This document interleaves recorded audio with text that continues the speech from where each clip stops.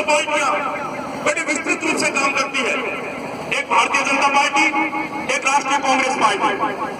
दोनों पार्टियों को एक तो पिछली बार आदरणीय जितेंद्र सिंह जी इसी विधानसभा से नेतृत्व करने का उनको मौका मिला, और सौभाग्य देखिए आप लोग, प्रदेश में राज कांग्रेस का और केंद्र में राज कांग्रेस का, और अब की बार प्रदेश में राज बीजेपी का और केंद्र में राज बीजेपी का। लेकिन दुर्भाग्य की बात है, एक हेडपंप का पाइप लगाने के लिए उनके पास व्यवस्था नहीं है। अब आप लोगों को सोचना है कि इस व्यवस्था के अंदर इस नौजवान का भविष्य कहां पर सुरक्षित है। अगर इस नौजवान के भविष्य को सुरक्षित करना है तो आप लोगों को ऐसी व्यवस्था को धिक्कारना होगा, और इस व्यवस्था के बदलने के लिए आपको आपके माजरे का व्यक्ति लाना पड़ेगा।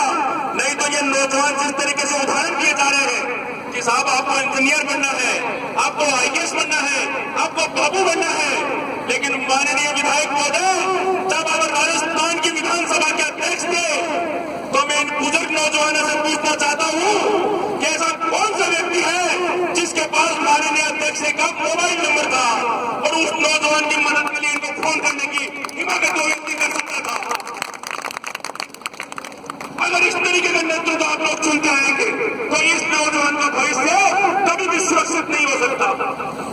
अगर नौजवान का भविष्य सुरक्षित करना पड़ता है, अगर आने वाले घर का भविष्य सुरक्षित करना है तो आप लोगों को इस व्यवस्था में आगे आना पड़ेगा।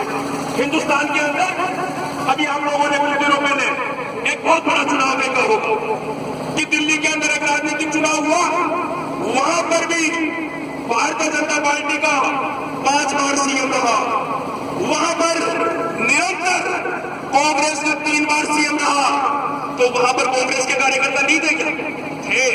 वहां पर बीजेपी के कार्यकर्ता नहीं थे क्या? थे।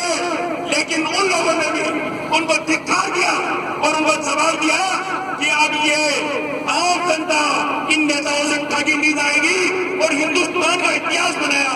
उन्होंने वहां पर 70 सीटों में से 67 सीटों पर एक नई राजनीतिक पार्टी आपको विजयी करती।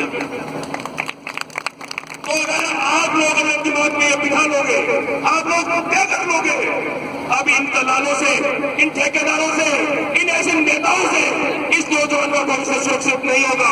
इस नौजवान का भविष्य सुरक्षित